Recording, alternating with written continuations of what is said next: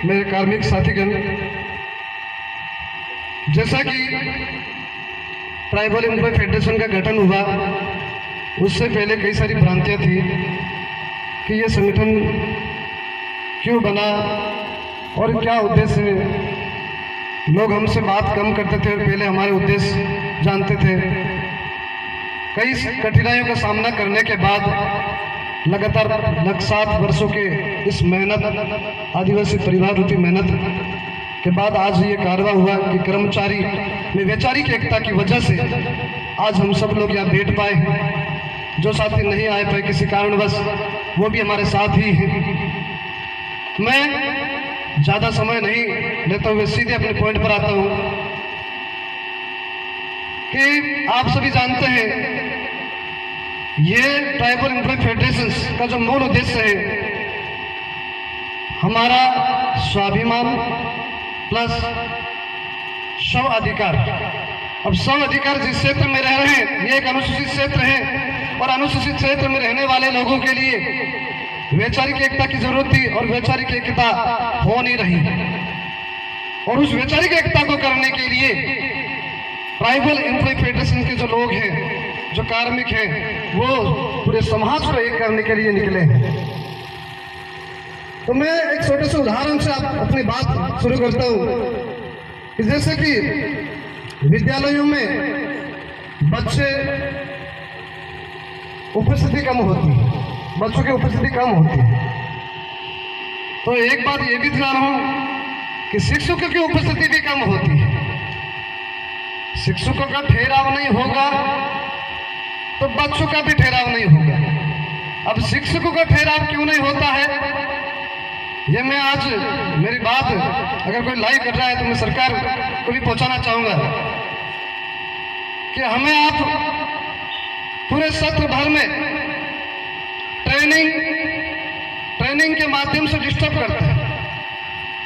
आए दिन आप ट्रेनिंग करवाते हैं और शनिवार के दिन नो बैग डे के नाम से बच्चों को बैग नहीं लाने देते। माना कि वो खेल के लिए अच्छा है, हम ये नहीं कह रहे कि योजना गलत होती है, योजना सही होती है, पर इसका इम्प्लीमेंट जो तरीका है, पहले ही शिक्षकों को कम समय मिलता है।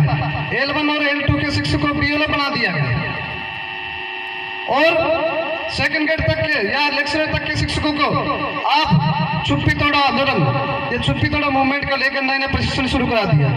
जेंडर इक्वलिटी के नाम नए प्रशिक्षण हो रहे हैं। आए दिन आप प्रशिक्षण कराते हो तो हम शिक्षकों का ठहराव स्कूल में होगा ही नहीं।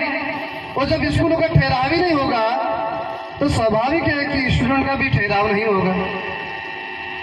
और स्टूडेंट का ठहराव नहीं होगा और आप जब पूरे साल शिक्षकों को इधर उधर योजनाओं में आप काम में लेते रहोगे और जब सत्र के अंत में आप ये कहेंगे आपके आदेश द्वारा कि जिन शिक्षकों का रिजल्ट नहीं रहा है उनको नोटिस दिए जा रहे हैं, उन पर 17 सीसी कार्रवाई की जा रही है, 16 सीसी कार्रवाई, जो सारे सीसी कार्रवाई करते हैं।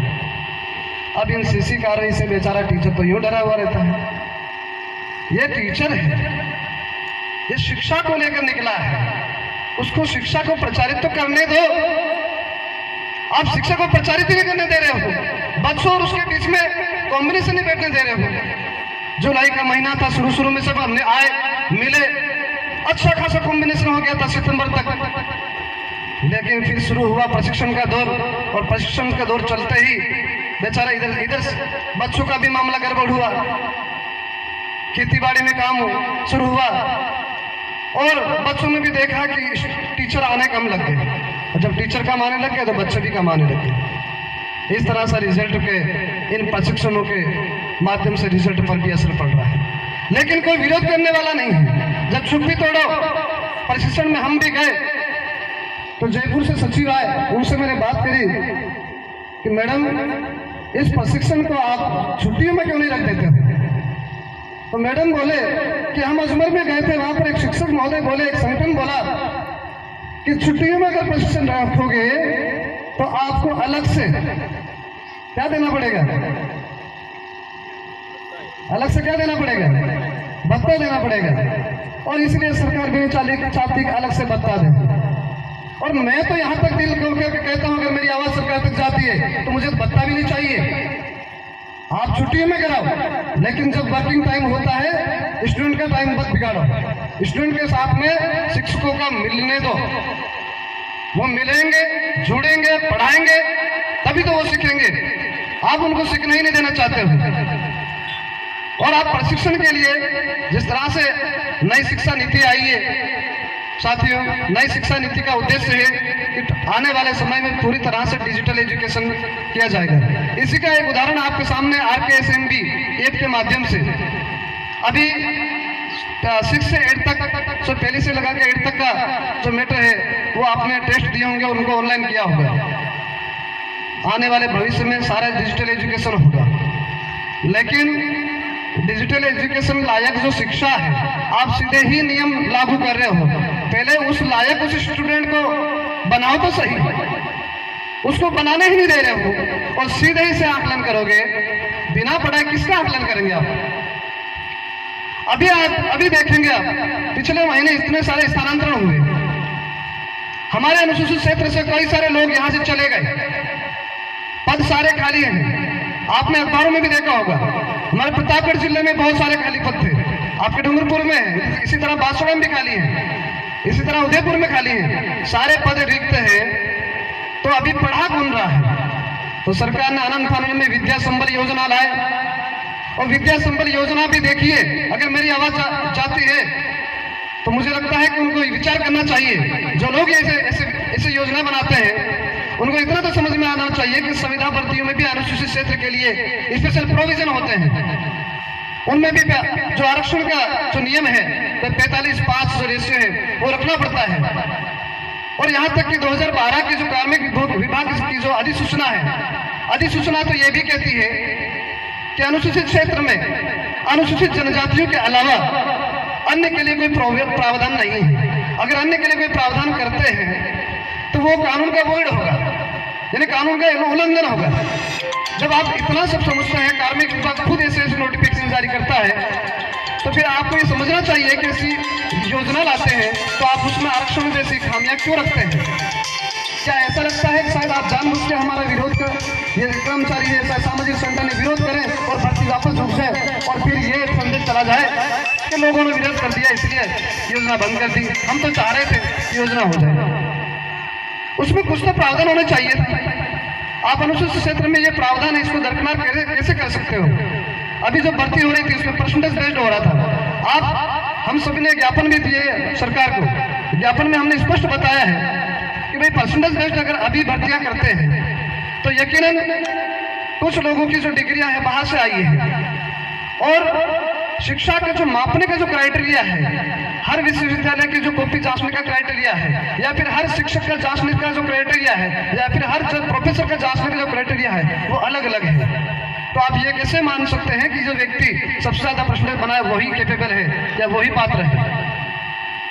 और इस हिसाब से तो हमने देखा कि हमारे जो इस क्षेत्र के जो ट्राइबल के स्टूडेंट है या अभ्यर्थी है उन लोगों के परसेंटेज कम थे, और अगर इस भर्ती होती तो यकीनन हमारे लोगों की जो भर्तियां होती कम होती। अगर यहाँ पर भी आप हमारा जो संवैधानिक हक है वो कम करेंगे तो निश्चित रूप से हमारे लिए मुश्किल होगा। और आप सभी जानते हैं कि हमारे लिए संवैधानिक अधिकार जो रोस्टर, आप सभी ने देखा कि यहाँ पर विभिन्न विभागों के साथी यहाँ बैठे हुए हैं। हमारे विभागों में भर्तियां होती है, जैसे स्वास्थ्य विभाग, शिक्षा विभाग, इसमें रोस्टर के आधार पर पदोन्नतियां होती है। और आप रोस्टर के आधार पर पदोन्नतियां होती है तो उसमें पदों का जो विवरण है, जो पूर्व की भर्तियों को रेशियो मानते हैं ये लोग, और पूर्व की भर्तियों का रेशियो मानते हैं, मतलब 45% का पूर्व के सारे पद गिने जाएंगे, उसके बाद में उसको 45% माना। और यकीनन मानो कि 30 मान लिया, 100 में से 30 पद पहले ही भर दिए गए तो 45 के अनुसार तो अपना 15 पद बचते हैं। और अगली बार जब भर्तियां आएगी यानी कि पदोन्नति होगी तो केवल 15 पद पर अपने ST से लिया जाएगा। अगर इस तरह से रहा तो ये रोस्टर के तहत तो हमारा सारा नुकसान हो जाएगा। क्या नहीं होगा ये नुकसान हमारा? अगर इस तरह से नुकसान हुआ तो हमारे जो लोग हैं वो कम होते जाएंगे। हमारी सरकार से यही मांगे कि आर्टिकल 244 अनुच्छेद 244(1) फिर 5(1) के राज्यपाल महोदय की शक्तियों के तहत आप ये प्रोविजन करें, टीएससी के माध्यम से ये अनुशंसा की जाए कि इस क्षेत्र में रोस्टर प्रणाली को बंद की जाए। इस क्षेत्र में रोस्टर प्रणाली बंद होगी तभी आरक्षण के जो प्रोविजन है वो सही तरह से लागू हो पाएंगे। और 2012 की जो कार्मिक विभाग की जो अधिसूचना है उसकी भावना को देखें। आपने माननीय टीएससी के जो अध्यक्ष हैं, आप सबने मिलकर 2016 की अधिसूचना में 2012 की जो कार्मिक विभाग की अधिसूचना है उसका उल्लंघन करते हुए यहाँ स्थानीय क्षेत्र के मूल निवासी जो शब्द है वो यहाँ रहने वाले समस्त लोगों को माना है। उसके तहत यह रिजर्वेशन पॉलिसी हाईलाइट यानी इंप्लीमेंट की जा रही है। तो सरकार खुद ही अगर इस कानूनों का उल्लंघन करेगी तो 2012 की जो कार्मिक विभाग की जो व्याख्या है उसका क्या होगा। तो मुझे लगता है कि सरकार को सोचना चाहिए और ट्राइबल एडवाइजरी कमेटी में प्रस्ताव लेने चाहिए और शिक्षा के क्षेत्र में जो संविदा की भर्तियां हो रही है, संविदा की भर्तियों को रोककर विधिवत भर्तियां हो और एक अलग से कैडर हो, ताकि हमारे यहाँ के जो नए बेरोजगार हैं वो अच्छे से फील्ड में आ सके और सभी को रोजगार के अवसर मिल सके। मैं इन्हीं शब्दों के साथ में मेरी वाणी को विराम देता हूँ। धन्यवाद। जोहार।